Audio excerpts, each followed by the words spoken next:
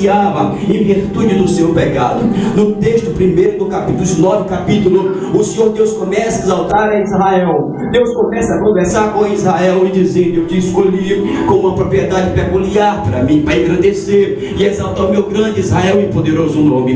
Deus começa agora, queridos irmãos, a exaltar esta nação. Mas quando nós observamos o capítulo 4, versículo 12, na expressiva de Deus, ele usando o profeta de forma taxativa, ele diz: prepara-te, ó Israel, para te encontrar com o Senhor teu Deus. Quando ele usa essa palavra, prepara-te, nós compreendemos que a mensagem está sendo endereçada não é a pessoas ignorantes, não é a pessoas que não conhecem, não é a pessoas que não sabem, não. É uma mensagem de quem conhecia, é uma mensagem de quem sabia, é uma mensagem de alguém que era cônjuge dos seus atos e dos seus erros. Por isso, com toda autoridade, ele narra dessa forma e dá uma oportunidade. O texto, quando ele usa aqui, prepara-te, ó Israel, ele está dizendo: chegou o juízo de Deus, chegou a hora de Deus, chegou o momento de Deus. No capítulo 13, versículo de número 7, o profeta ele é usado por Deus para dizer assim: porventura Deus esconderia alguma coisa dos seus profetas? E no versículo 6 ele diz: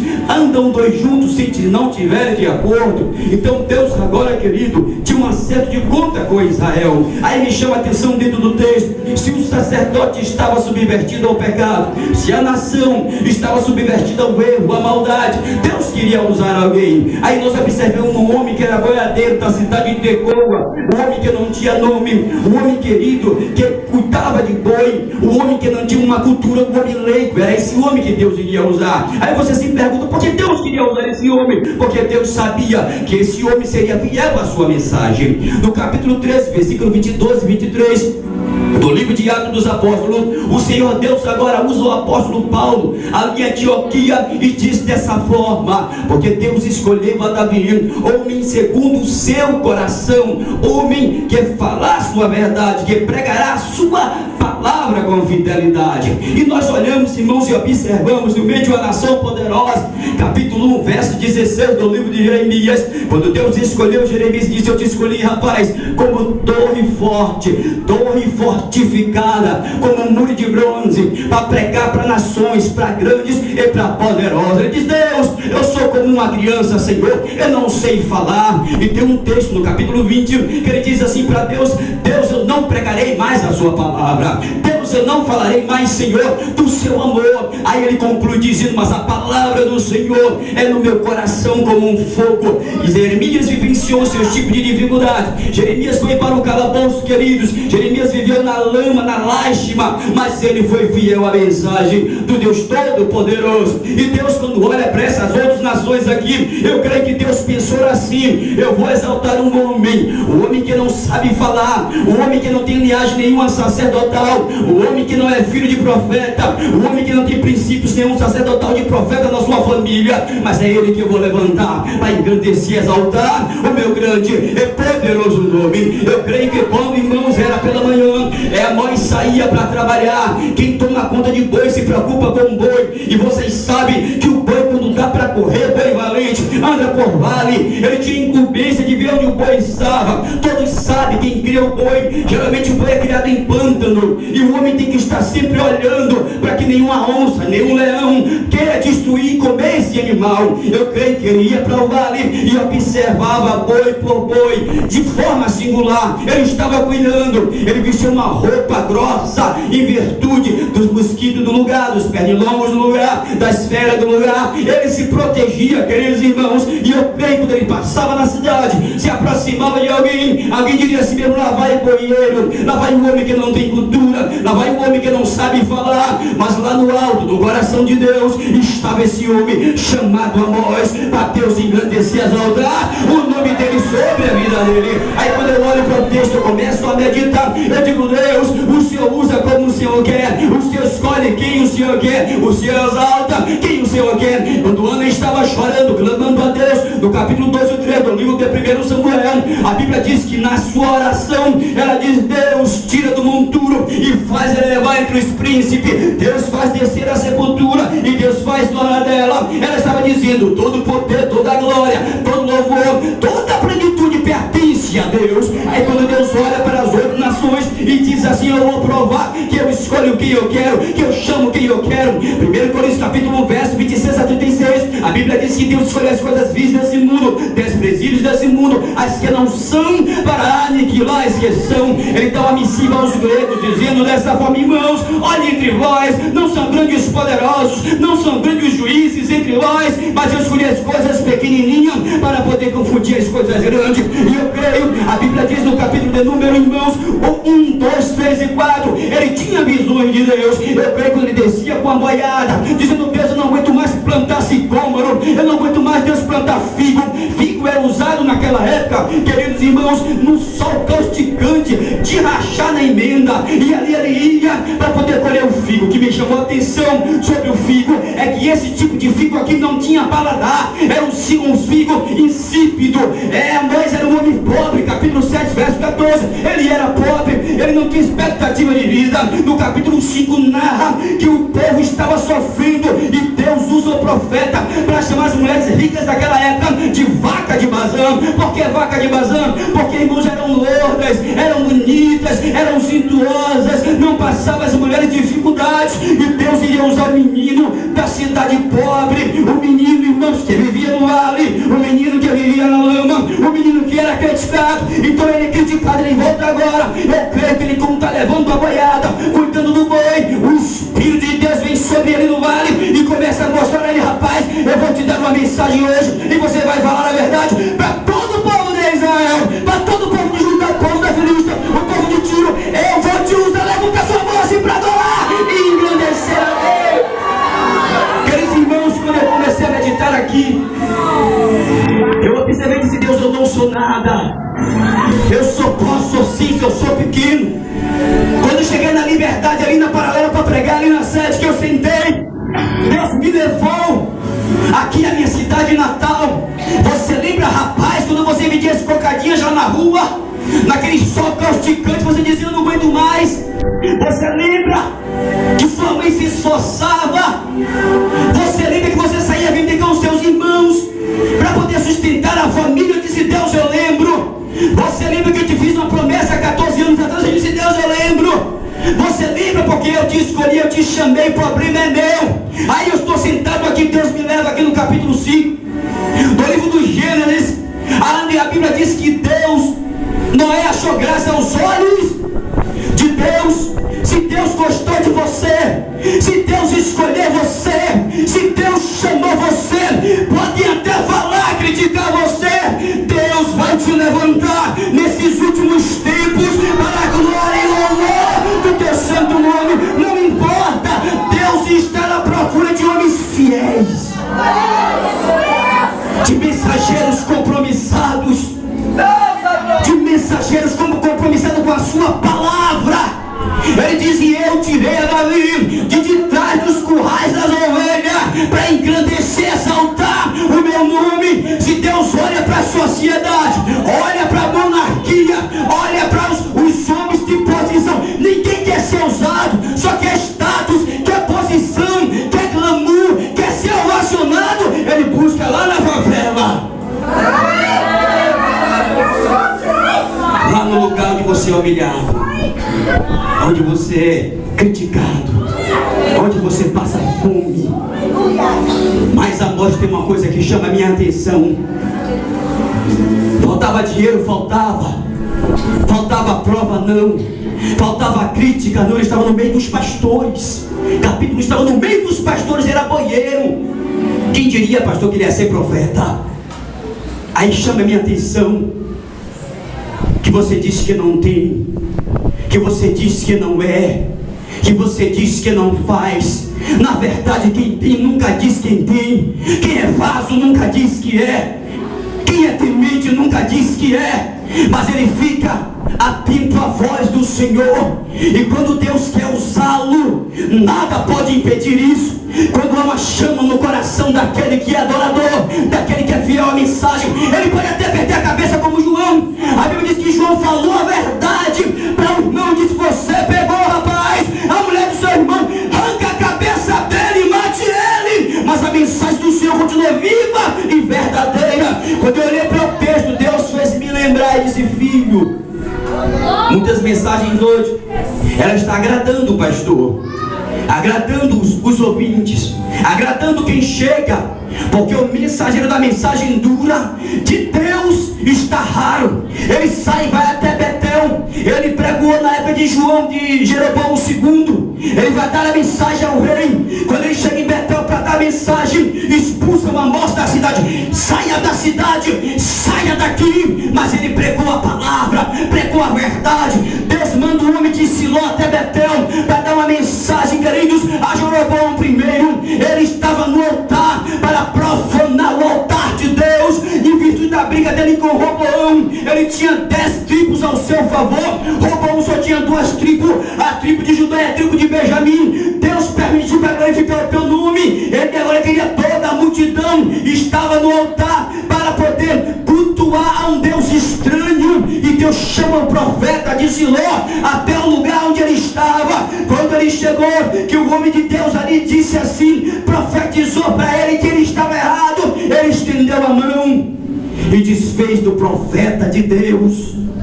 Quando ele estendeu as mãos ficou ressequida na hora, parada, e toda a multidão olhando, e a mão dele parada. Aquela mensagem que o homem levou era a mensagem de Deus. Aquele homem era um homem de Deus. Ele não era qualquer pessoa, não era qualquer aventureiro. Era um profeta autêntico, escolhido pelo Deus Todo-Poderoso para aquela época. E a mão ficou resseguida. Ele diz: ó profeta de Deus, olha ao teu Deus. Quando ele orou, o altar se rachou naquele momento, e as mãos ficaram secas e voltou assim. E ele viu que Deus era como aquele homem. Mas quando o homem começou a voltar, Deus disse: rapaz, não coma pão, nem beba água naquela cidade. A cidade se prostituiu. Não quero que você coma pão nem beba água. Mas ele foi desobediente. No meio do caminho, um profeta velho veio: rapaz, vamos para minha casa, coma pão e beba água. Ele foi desobediente a Deus, e aquele profeta, queridos, o levou para sua casa. Na sua volta, um leão o matou no meio do caminho e ele morreu. Mas o profeta fiel, ele dá a mensagem de Deus, prega a palavra de Deus, ele guerreia as guerras de Deus. Deus te chamou para ser profeta nesses últimos tempos. Aí você começa a observar, porque se você olhar a história dele aqui, ele era um douto mesmo de verdade. Eu me lembro que eu vi um testemunho uma certa feita, onde Marcos Nascimento disse que a sua esposa foi cometida de uma enfermidade. E nessa enfermidade os médicos disseram que não tinha mais jeito para ela. E disse que ele foi, queridos, em uma roça, e tinha um menino, um homem cultivando ali a terra, arando a terra com a enxada na mão. E ele disse assim: Deus me mandou, ele errou o caminho, estrada de chão, e disse: Deus me mandou esse lugar, eu estou perdido. Quando ele olha de longe, tinha um homem de Deus lá cultivando a terra, arando a terra. E ele disse: ei, não temas, Deus te mandou, rapaz, ao lugar certo, e eu efetuo a cura sobre a sua esposa agora. E ela foi curada naquela hora, para a glória do Deus Todo-Poderoso. O que eu quero pregar com isso, irmãos, eu quero dizer, está aqui o pastor não foi homem sem letra, mas foi homem que ele começou, para a glória de Deus, a criar discípulos. Quando Deus escolhe, não tem demônio, não tem prova, não tem crítica, não tem dificuldade. Se Deus te chamou e acabou. Quando o jovem venceu as suas dificuldades, capítulo 7 do livro de Jó, a sua carne revestida de bicho, ele clamava alva pela manhã, pedindo a Deus: Deus, a minha carne está revestida de bicho, sentado em palha de bananeira.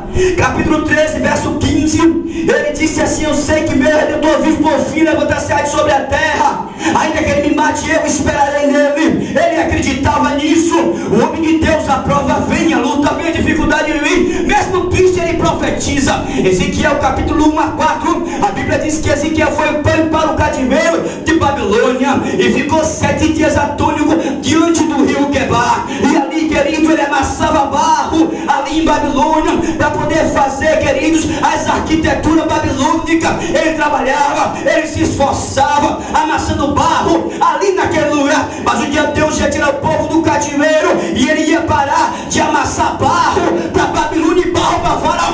Deus vai te levantar para a glória e louvor do santo nome dele. Sabe por quê?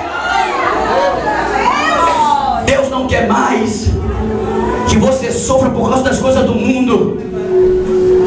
Deus não quer mais que as coisas do mundo te impeça de servir a Ele. Existiam muitos profetas naquela época, mas Deus escolheu Amós. Aí você diz: Deus, está difícil, eu não estou aguentando mais, eu não vou cantar mais, eu não vou pregar mais, vou entregar o cargo da minha igreja, eu não quero mais isso. Eu nunca pensei nisso nesses 15 anos. 15 anos não é a prova que vai me fazer pensar. Enquanto eu tiver uma voz, um pulmão, eu vou pregar. Onde Deus mandar eu pregar, eu vou falar. Onde Deus mandar, se faltar cantor, eu canto para a glória do Deus Todo-Poderoso. Você tem que tomar posição. Ele tomou posição, a prova veio, a luta veio, mas Deus era com ele. Deus não precisa de nós, Deus não depende de nós. Ele levanta quem está na posição. E essa mensagem é a mensagem de juízo. Mensagem de juízo. Você está errado, você está em pecado, você é mentiroso. Eu chego aqui, Deus vai lhe dar vitória. Mas está no erro, cadê a coragem? Tem que ter sabedoria. Mas o homem de Deus, ele fala a verdade. O provérbio diz: fiéis são as feridas do que ama, do que a lisonja do homem que lisonjeia com seus lábios. Quem ama fere e passa o bálsamo, passa o óleo, chora junto, caminha junto, em todo o tempo. O homem de Deus caminha junto com aqueles que acreditam na sua palavra. Então por isso, queridos irmãos, que naquela época era difícil pregar. Eram 8 nações, não é localidade, é 8 nações. Eu creio que quando um certo pregador estava pregando, ele deu uma mensagem e disse: Deus vai levantar 2 homens para abalar o mundo com a sua glória. A história diz que lá no fundo o homem com a gravata rota se levantou e disse: eu sou um desses homens. Se tem um aí, levante. Quem foi esse homem? Foi Moody. A história diz que ele levou 500.000 almas aos pés do Senhor. Aí os críticos literários, os críticos da gramática pregavam o sermão de Moody. Quando ele pregava, cheio de erro de gramática, só pregava a mulher do fluxo de sangue. A mensagem era essa. Os críticos. Aí ele desceu do púlpito e disse: eu tenho pena de você. Você só comeu a espinha e deixou a carne para os outros. Deus usa quem Ele quer, levanta quem Ele quer, como quer, a hora que quer. É problema dele. Sabe por quê?